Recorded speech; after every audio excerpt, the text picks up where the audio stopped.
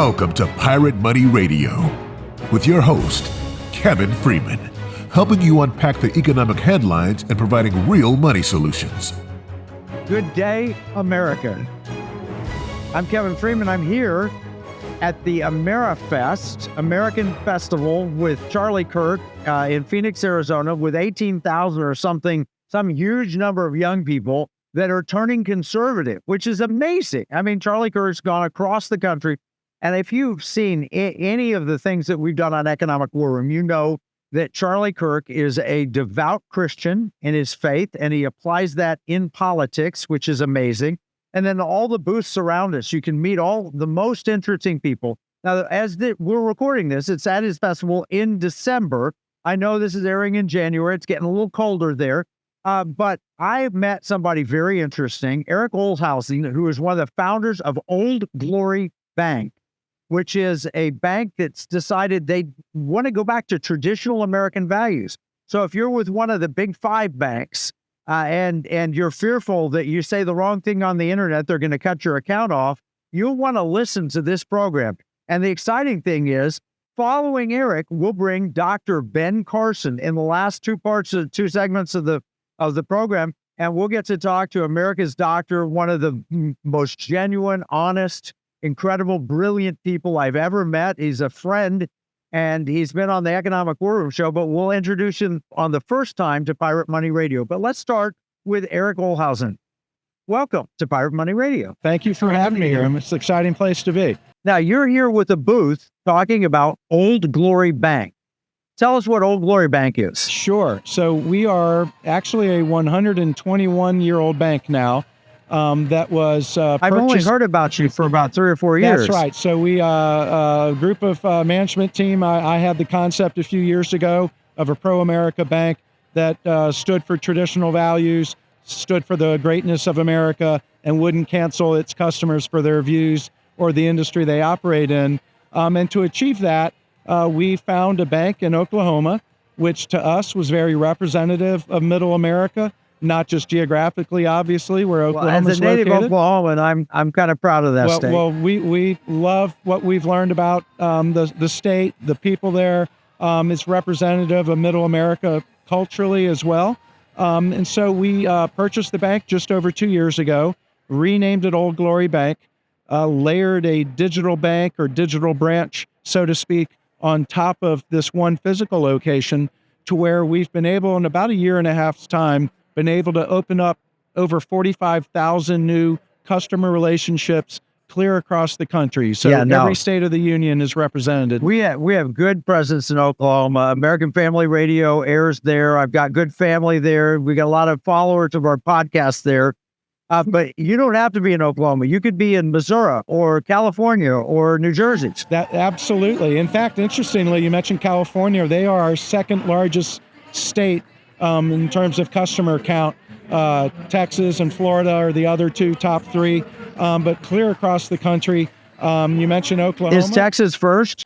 Texas first, then California. Okay, yeah, good. Yeah. Good. As a proud Texan. And then Oklahoma's up there too, because we are an Oklahoma state chartered bank. On our board is former Governor Mary Fallon Christensen, who's a 2-term Republican governor of this state.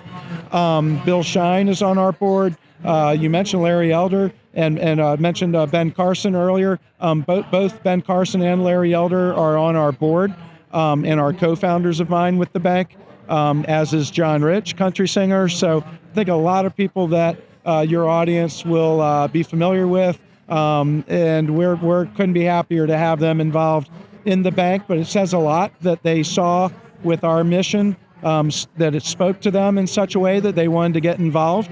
We are a bank that promotes America, promotes the flag. We support the military and first responders, and in a tangible way. So we have something we say, we protect those who protect you. And by that, we put our money where our mouth is. If a customer of ours is a firefighter or a policeman or border security or military, including reservist, for free, they have a $100,000 line of duty death benefit that we pay the premium for. God forbid, should one of those individuals be a customer of ours and lose their life in the line of duty, we pay out a $100,000 death benefit. Wow. That's phenomenal. We have a sponsor, and you're not a sponsor of our program, but Patriot Mobile is a sponsor of our program. And it sounds similar because you believe in supporting traditional values and so forth. There are really only three things you can do with your money. You can give it, you can spend it, or you can invest it. Here at Pirate Money Radio, we support all three. And it's made possible by a friend of the program, Patriot Mobile, who really has helped us in getting this word out to you. You can learn more about Patriot Mobile and the programs that we do at piratemoneyradio.com/AFR. That's piratemoneyradio.com/AFR. Well, we're talking with Eric Ohlhausen from the Old Glory Bank. And Eric, you mentioned debanking because that's a fearsome thing. I have friends, Nick Vujicic, one of them, who, without explanation, the bank just suddenly cut them off. He thinks it's because he spoke at a pro-life rally. And so they cut him off. And Nick is starting his own pro-life fintech to help reach those customers. But your bank is not going to cut people off for having different political views. That's absolutely the case. In fact, I can say that quite emphatically. That's one of the primary reasons we started Old Glory Bank, was that we were witnessing this scourge in our financial system of banks introducing the cancel culture to banking and making subjective decisions not on someone's creditworthiness or actions as a customer of the bank, keeping their account positive, so to speak, but deciding, because you might have said something you were outspoken, whether it's a conservative cause, pro-life causes, different whole religious organizations getting debanked, and entire industries as well.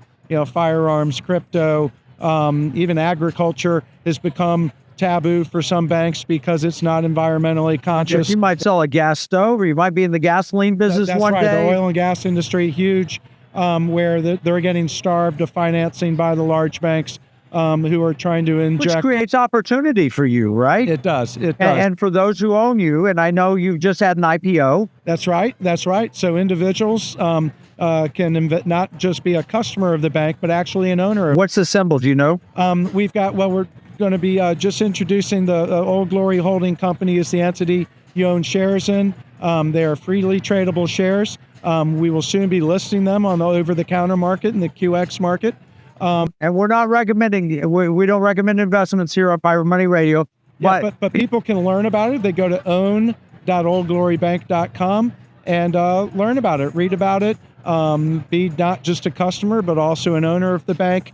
And in doing so, promote financial liberty in America, which is entirely we believe in liberty, be. security, as values. Now, you mentioned the term debanking. Saturday Night Live mocked it as a term, but the reality of it, Barron Trump and Melania Trump have both admitted that they were debanked. Nigel Farage, you could be rich and powerful and be debanked. Yeah, Coots Bank in the UK. But what do you do if you're just an average citizen and somebody gets mad at you and it puts you on some list somewhere? What do you do? They have recourse. Barron Trump can find another bank. They can buy their own bank. Yes. Yeah. But what do you do if? Yeah, well, I would say certainly Old Glory Bank is a safe haven from that cancel culture, that debanking culture. I think people who maybe feel they're not so prominent and outspoken that they would be even noticed, certainly if you're principled about people's ability to have financial liberty and not be canceled, we certainly encourage people to come to Old Glory Bank and vote with their dollars, vote with their feet by coming to us and support, and in doing so, support an organization that is there to protect all, to participate in our economy. And that's really what it comes about, is to not be deplatformed just because maybe you have views that aren't in sync with the management of whatever bank you happen to be. You believe in free speech. You believe in traditional American values. When we come back, I'd like to have you back for another segment. And then right after you, we'll bring in your business partner, Dr. Ben Carson. So you may be at risk of being debanked from your political views. Old Glory Bank might be your answer. Check it out. Learn more information, oldglorybank.com. We'll be right back.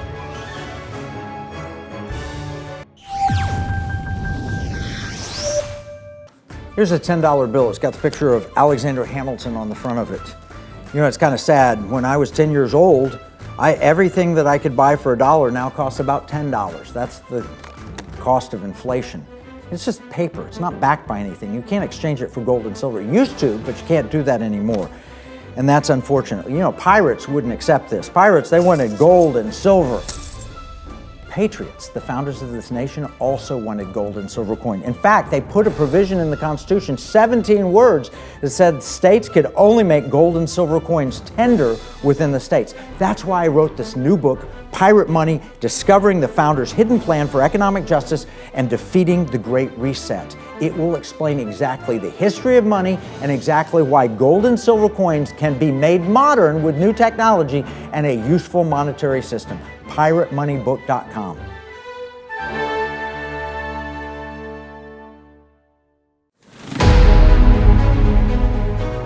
Welcome back to Pirate Money Radio with your host, Kevin Freeman. All right, we're back at AmericaFest. This is pre-recorded, of course. This happens in December every year. And if you have the opportunity to be part of this, you probably should make your way to Phoenix.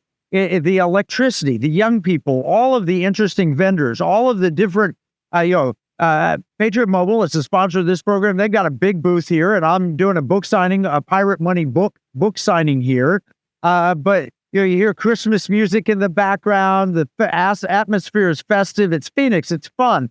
But we're talking with Eric Ohlhausen from Old Glory Bank. And, I just want to ask you, Eric, you mentioned you've got Larry Elder, who's a friend, and Dr. Ben Carson, who's a friend also. How did you get them? You buy a bank in Oklahoma, you have this idea. How do you get those two powerhouses on board and a part of your bank? We are very pleased that our idea caught their attention, that they were excited to get involved with us early on. My partner in Old Glory Bank, the first person I called when I had the idea of a pro-America bank that wouldn't cancel its customers, was our CEO, my business partner, Mike Ring, who was formerly a practicing attorney and had done quite a bit in the media space. And so I had some relationships. No, is he in Oklahoma? He is not. He's in Atlanta where I live. And so I reached out to him. But you just found the ideal bank in Oklahoma. We wanted to be essentially be in a reliably red state that we felt was representative of Middle America, as Oklahoma certainly is. That's right in the center. And all roads go through there. It is a wonderful state. We, Mike and I actually got in a Sprinter van one January and drove out there with no appointments and found a bank. Within a week, we had 2 offers out and found a wonderful bank with an excellent legacy to it, over 120-year legacy. And Ben Carson, Larry Elder are on our board. Now, how did you meet them? Just through Mike Ring, who had done some business with them and with some of their media properties. And, there was someone to reach out to say, hey, this is what we're doing. And they were already on board before we actually found the bank to purchase. Yeah, and Dr. Carson's going to be, you got to stay tuned to this.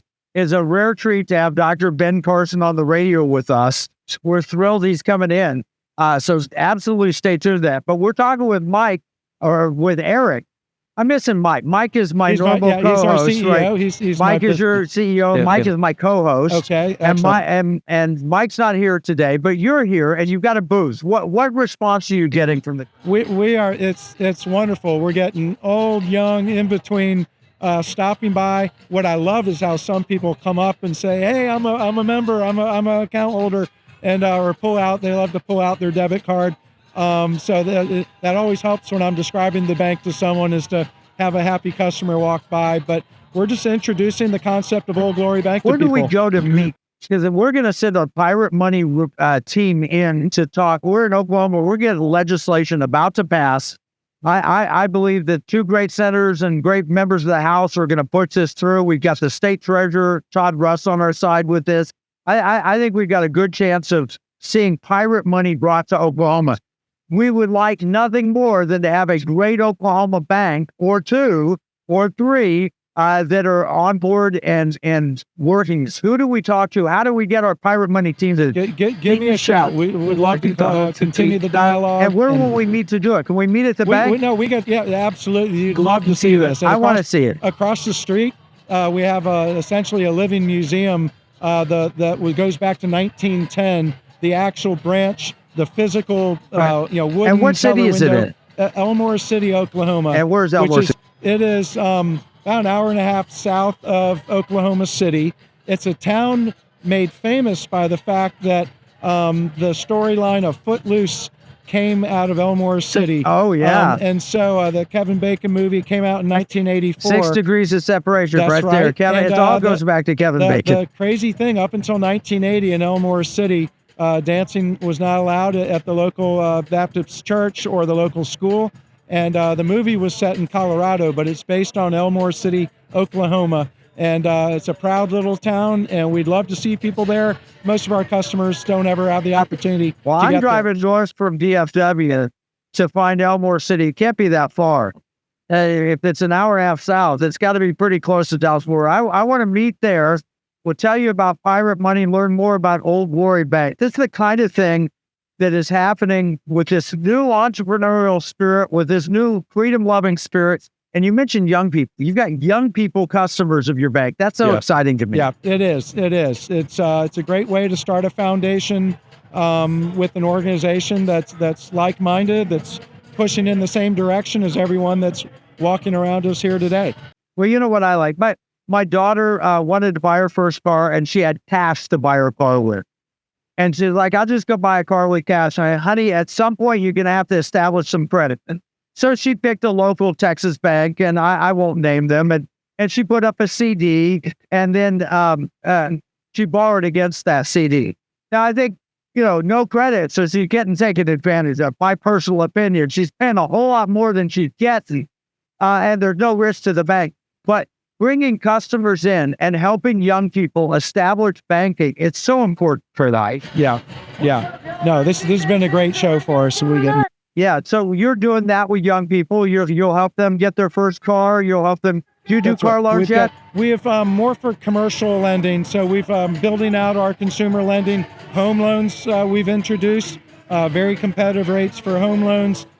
Great financial mobile app. And that's something most community banks have.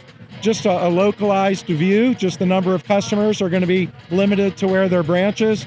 Because we have a national focus, we've been able to invest a lot in our technology. And our mobile app, it's a financial app of apps. You can link to other accounts if you have a Amex card or a Citibank card or a car loan. All of that can be visible within the Old Glory Bank app. That's where I think that what we're doing, transactional gold and silver, is going to fit. You can make it visible in your app and make it easy. Because I think the bank, when Silicon Valley Bank went down, people were scared and they rushed out of their local bank and rushed into the Big Five. And what's scary about that is nobody at the Big Five is going to know you, and they're unlikely to share your value. And so people ask me, what do I do? And I said, well, look at your local community bank where you can know the banker.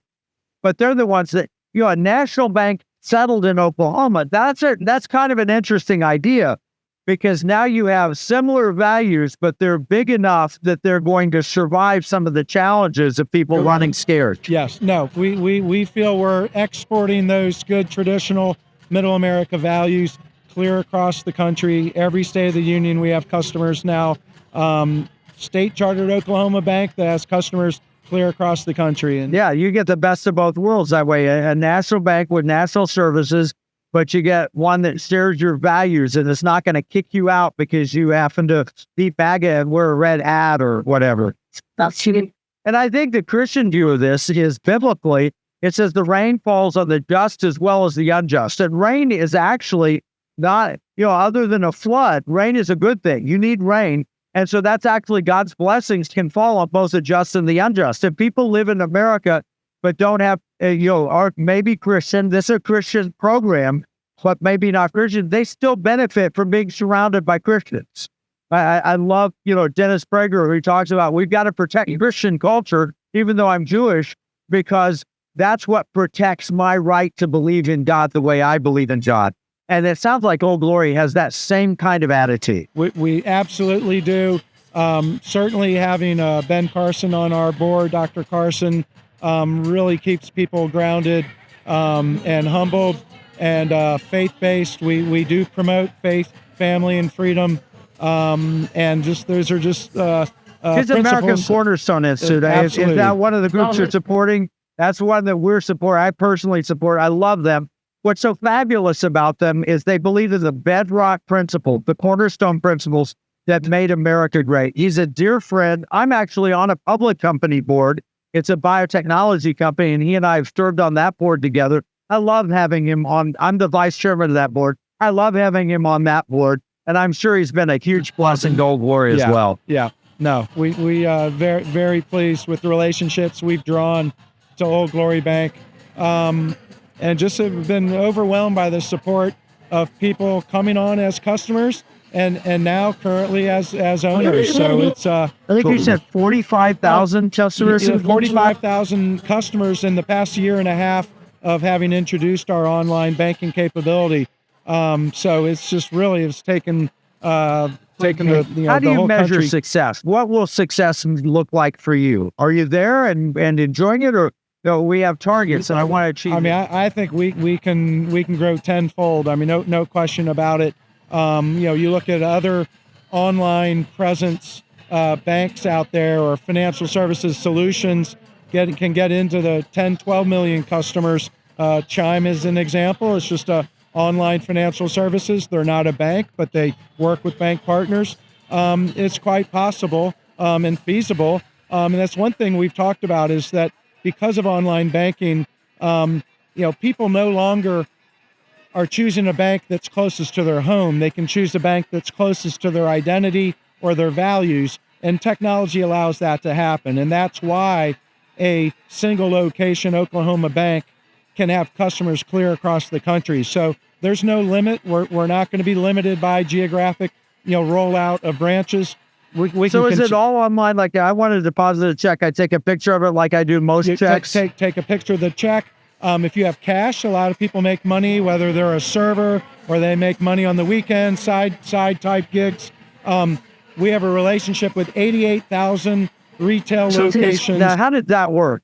There's a mobile app and all of the big box stores that you can think of, and fast food, convenience stores, pharmacies, big box retailers. Walgreens. Yeah. So I go into Walgreens and take my cash and make a deposit there? They'll scan the mobile app, the Old Glory Bank app, and within 7 seconds, your deposit will be credited, and you can walk across the street to an ATM and withdraw it. It's that quick. It's just like buying a pack of gum. 88,000 locations. Putting that in perspective, Chase Bank, largest branch network in the country, has 5,000 locations. So we're really excited about the service that we offer to our customers. There's really nothing that right now, there's very little reason people have anymore to walk into a physical branch. I see that. It makes sense. Technology is great. Young people embrace technology. So you've got I wish you super success here at AMFEST. It's so great to meet you. I want to meet you at your bank. Great. Hey, come in. We'll go get a fine meal somewhere at the local diner. Would I love that. it. This is all Middle America. All right. We're going to take a break. When we come back, we will be with a dear friend, one of the founders of Old Glory Bank, the amazing, incredible Dr. Ben Carson. He's one of those brilliant men I know, and he's an American hero. We'll be right back with Pirate Money Radio right after this break. In uncertain times, finding stability in the economy can feel challenging. But what if you could navigate economic volatility while honoring your biblical values? At Timothy Plan, they believe this balance is possible. Timothy Plan filters its volatility-weighted ETFs and family of mutual funds through a biblical pro-life and pro-family lens, so you can see competitive returns and moral responsibility, helping you to weather the economic storms. With Timothy Plan, align your investments with your values while adapting to our ever-changing culture. Since 1994, Timothy Plan has been recognized leader in biblically responsible investing. Timothy Plan, your bridge between faith, finances, and the future. Visit timothyplan.com or call 1-800-TIM-PLAN or 1-800-846-7526. Investing includes risk, including possible loss of principal. Before investing, carefully consider a fund's investment objectives, risks, charges, and expenses contained in the prospectus available at timothyplan.com.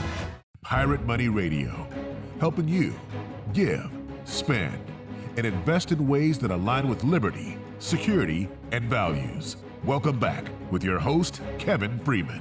It's an incredible opportunity for us here at AmericaFest, AMFEST for short. Charlie Kirk hosts this amazing event. You meet the best speakers here. One of them is a dear friend. He's been on our other program, Economic War Room, a number of times.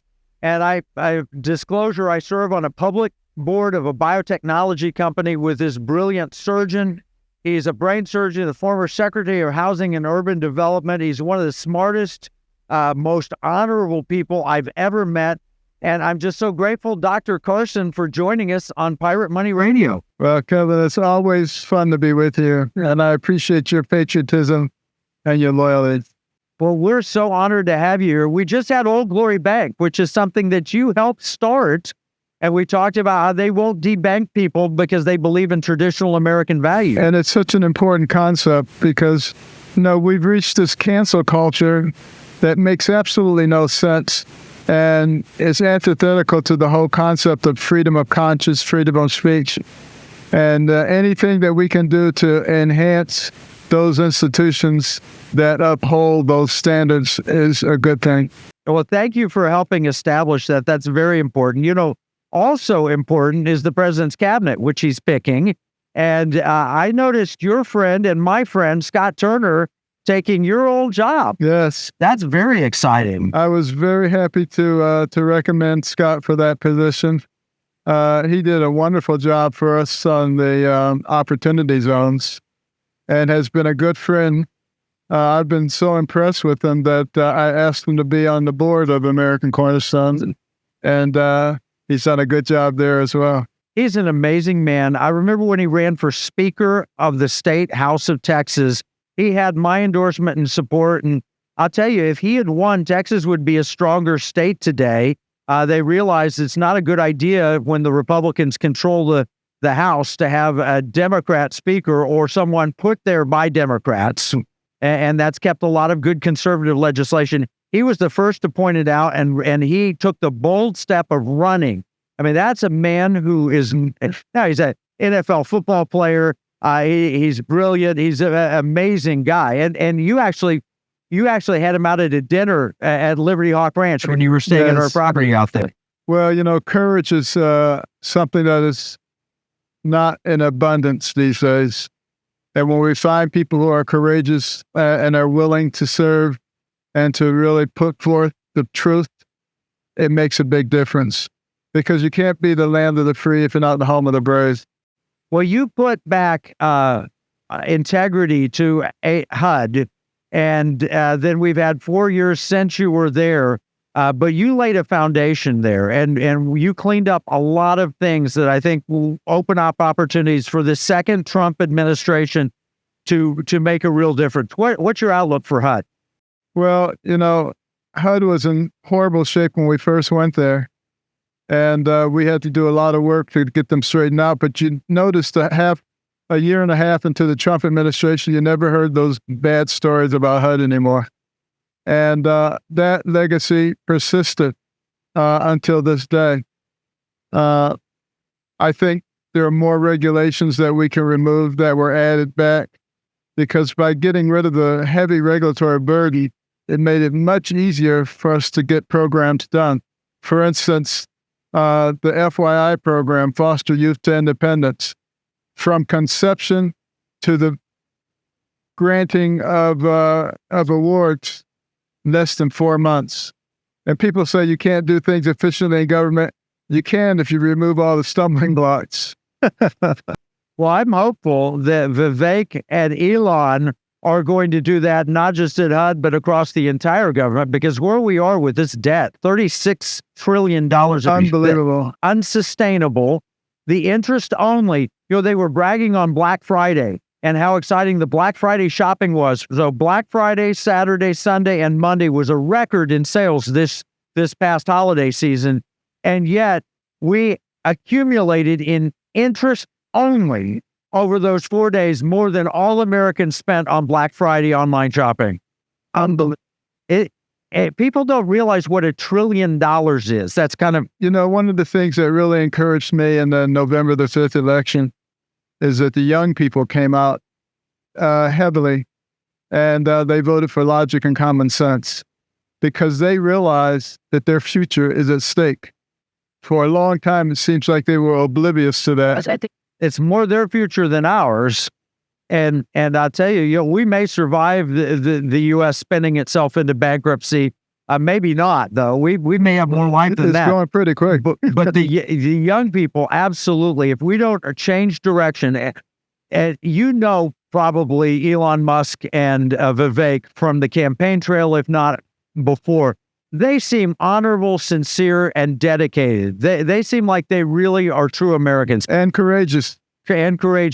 Do you think they can pull $2 trillion out of our spending? I think it can be done, but it's going to require looking at our healthcare system. We spend $13,100 per capita per year on healthcare. That's almost twice as much as the next closest nation. And yet we do not have the best access and the best care. We need to really look at that system once again. And I believe that things like health savings accounts, where people actually have some skin in the game and some personal responsibility, is the way to go. The way our system works right now, it's as if you're going to an hotel and you put your credit card down and they say, you don't need that, all your expenses are taken care of. You say, oh, well, where's the room service menu and everything else? You don't really care about the expenses. Whereas when you have to take care of it yourself, you're like, is there a Burger King nearby? And these, we have to make our healthcare system that way, and we have to bring transparency back, because hospitals jack up the prices of things, 5 to 10 times more than they actually cost, knowing that the insurance companies will reimburse them pennies on a dollar. We don't need that. We need real transparency so that true competition can occur. And I think that will trim a lot of money, hundreds of billions, maybe trillions of dollars. Well, you've had many, many patients where you've done some really amazing surgeries, but going in, nobody knew what the cost was going to be. They didn't even have a ballpark idea. No idea. And as a result, we can't make intelligent decisions. I mean, could you imagine you buy groceries and you don't find out the price that you paid for them until after you're putting them in the cart? And then you get a whole bunch of other bills when you get to the car. I mean, because that's the way it is now. You don't get just one bill. You get a bill from this group and this group and this specialist. And it's very confusing, particularly for older people, to know what's covered and what's not covered. And it's very stressful. We don't need that. We can do much better. Well, before Obamacare, what was the term that they used for Obamacare? Affordability Act or whatever. I was paying $350 to Blue Cross for my family of 4 and younger kids. And now they just told me it's $2,500. And I thought, well, I'll find something cheaper. And the reality of it is that's what people are paying. For a family of 4, $30,000 used to be all you had to earn to feed them. Unbelievable. And pay your rent and everything else. Now it's $30,000 just for health care. And it's going to get worse if we continue down the road that we're going right now. And that's why we need to look at some major reforms. I've been talking to Bobby Kennedy about what we can do to reform the system. With all that money that we're spending, $13,100, most concierge practices cost $5,000 to $10,000. We're spending enough money to give everybody a concierge practice and have money left over. Yeah. That doesn't make any sense. It doesn't, but the average person doesn't have access to concierge medicine. It's expensive to be poor. Essentially, poor people always pay more for almost everything. Absolutely. And which is caused by this wealth gap, which is caused by, as we talk about all the time, printing excess money and not having it stable like transactional gold and silver would. I don't know why we don't look at the examples of other countries like Argentina who did that and what happened to them. We don't have to go down the same pathway. And I'm glad to see, Doge and us at least talking about it now. This recent spending bill that has been revised now, was just more of the same. And every year they promise we're going to do this in a different way. We're not going to have all this pork in it. And then they wait to the last minute and they say, oh, well, we got to pass it because the government's going to shut down. This year, I'm glad to see that it's going to be a little bit different. We have to pass it to find out what's in it. I just had Jackie Deason on the program talking about the Corporate Transparency Act, which says that if you have a LLC, you have to report all this information. If you don't report it, you're a felon. Even if you change your driver's license, if you renew your driver's license and fail to report the renewal, it's a felony charge, which is designed of weaponization of government against the people.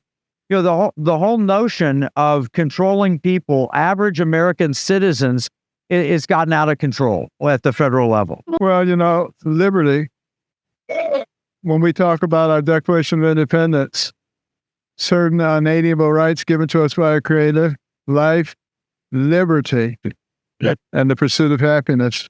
And liberty means the ability to pursue the type of life that you want as long as you're not harming other people. And our founders knew that that liberty would be encroached upon because they studied all governments in the world, and that's always what happens. The government keeps growing and encroaching and controlling your lives. And it's something that we have to be extremely careful about. And the Marxists and the progressives are very much into control as opposed to allowing free market forces to determine what happens. It's allowing those free market forces to take the forefront that allowed us to ascend so rapidly as a nation. Well, you know, the progressives are against life. They're anti-life. If you want to kill yourself, you ought to be given the tools to do it, or kill babies in the womb. They're against liberty. They want control instead. And pursuit of happiness, which is interesting, they believe in pursuit of happiness only to a small degree. In John Locke, that was properties and the ability to build and accumulate wealth and pass it on to your kids. Property was a part of that pursuit of happiness, but they're against property. That's why by 2030, the World Economic Forum says you'll own nothing and be happy. They're literally trying to separate pursuit of happiness from property, which is anti-constitution. It's also anti-biblical. Well, it's also a socialist concept and a Marxist concept, as is their insistence upon promoting class warfare. Yep. We're going to have to take a break here. We'll be right back on Pirate Money Radio with the great Dr. Ben Carson. So glad to have you here, Dr. Carson. The spirit of patriotism has prevailed. The battles may have changed, but the values remain the same. Today, in 2024, we find ourselves at a pivotal moment where the call for unity, freedom, and a better future echoes louder than ever. For more than 10 years, Patriot Mobile has been committed to supporting the values that make our nation great. With affordable plans and reliable nationwide coverage, Patriot Mobile is not just a wireless service. It's a call to action for those who believe in the American dream. Because this year is not just any year, it's the most important year since our nation's founding. Choose a wireless carrier that shares your values. Choose Patriot Mobile.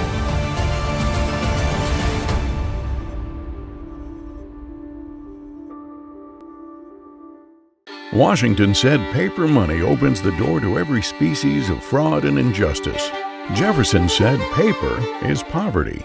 Hamilton said to emit an unfunded paper as the sign of value ought not to continue a formal part of the Constitution. The founders hated paper money, so they put a pirate money clause in the Constitution for our state to use. Learn more at transactionalgold.com. Pirate Money Radio, helping you give, spend, and invest in ways that align with liberty, security, and values. Welcome back with your host, Kevin Freeman. We have a special edition of Pirate Money Radio. We're recording live from AMFEST, AmericaFest, hosted by Charlie Kirk and Turning Point USA. There are amazing speakers here. And one of those is a dear friend, Dr. Ben Carson, who we've had on the Economic War Room, but this is our first time to have him on Pirate Money Radio. In the first two segments, we talked about Old Glory Bank with one of the founders, and Dr. Carson is one of the original people that came up with the idea of a bank that wouldn't try to cancel you because you had different political beliefs. He believes in liberty, and he's got the American Cornerstone Institute. What I love about the American Cornerstone Institute, and I'll let him explain it, is it takes you from very young to very old with the principles of America. Dr. Carson, tell us about the American Cornerstone Institute. Well, after the first Trump administration, my plan was to retire and to play golf and to cruise around the world and to have a good time. But seeing the direction of the country, I couldn't do that. And there were several other people at HUD who couldn't do that either. So we formed the American Cornerstone Institute to emphasize those cornerstone principles that were foundational to the development of our country and to the acceleration of our country. And those things are our faith, our Judeo-Christian values, which teach us to love your neighbor, not to hate your neighbor, not to cancel your neighbor if they have a different yard sign, but to love your neighbor. And liberty, freedom to live the life that you want to lead and not have all the mandates and everything trying to control who you are. Community, such an important concept because we had people in this country who came from all over the world. And in many cases, they couldn't even communicate with each other because of language issues. But they understood the concept of the common good. That's what community is about. It's about all of us. It's not about this group versus that group. That was essential to the development of our country. And then life, a loving and honoring life from the womb to the tomb, so vitally important.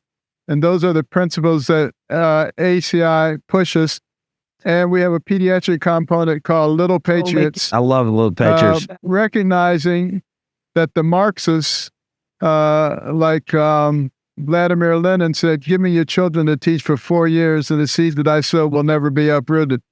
They are trying to get into our schools so they can indoctrinate our kids so that they can control the teacher unions. They've done a very good job, I must admit, but we can't capitulate to them.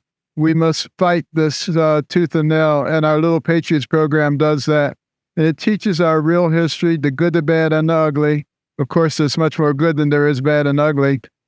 And teaches about the principles of our founding and why they are so important. And then we have the Executive Branch for America program, which teaches people how the government works, all the interrelated parts. And because a lot of people who come into government, either as elected officials or as staffers, they don't really know a whole lot. And the first year, they're like deer caught in the headlight with all the stuff coming at them. And this is to give you a head start so that you can hit the ground running. You can even get certified in the program. And it doesn't cost anything. It's free of charge, as all of our programs are, because we have just wonderful Americans who understand how important it is to disseminate this information. And it's growing very rapidly. We have hundreds of thousands of subscribers now. Over 100,000 Executive Branch for America people now. And God willing, it will continue to become a very major part of helping to stabilize logical conservatism in America. You know, you mentioned on the Little Patriots. I can imagine if you were to capture all the kids and send them off to some location and you told them you could pick the government. We govern by people who have blonde hair, and they're and you raise kids, they'll believe it, and they'll go because you don't pass freedom from one generation. It's not through the bloodstream. You have to teach people that difference, and they tried to do this. You know, my cultural history on my father's side was Cherokee, and they would take people out of the Native American, out of their homes, and send them to the boarding schools and try and beat out of them the Native American. And kill the Indian and save the man was the term that they used. Well, that's the importance. If we don't teach kids about we're killing the freedom-loving kids and saving communists That's exactly in America. right. That's what the school system's doing today. And we're seeing it. We're seeing the results of it because your history is so important to understand and know about because your history gives you your identity. And your identity is the foundation for your belief system. And if you don't have that chain strong, you become like a leaf blowing in the wind. And that's why we see all these students at Columbia University and some of these other places running around, shouting from the river to the sea, yes, supporting Hamas, anti-Semitic, saying down with America. Yes. They have no idea what they're talking about. They don't have a foundation. They're easily shifted and manipulated, and that's what's happening. One thing you've taught me, Black history is American history, and you don't separate it out. You say, look, this is a part of the American story. You know, history of America, we've had some bad parts in our past, but compared to other nations and compared to how we got through them, it's a pretty wonderful country, isn't it? Well, when you think about it, in my lifetime, things have changed dramatically. You know, I remember as a child going to the Deep South and seeing whites only and colors only signs. Now, in the same lifetime, we have Black admirals and generals and CEOs of Fortune 500 companies and heads of foundations and university presidents. We've had a Black president of the United States. I mean, to say that we haven't made lightning fast improvement is folly. And that tells you something about the kind of nation that we are. Well, it's the system. It's the Constitution, which was designed brilliantly, I believe, and you teach it. And for young people to understand that, and sure, we have our bad periods, but we've done, like you said, lightning advances in racial issues and so many.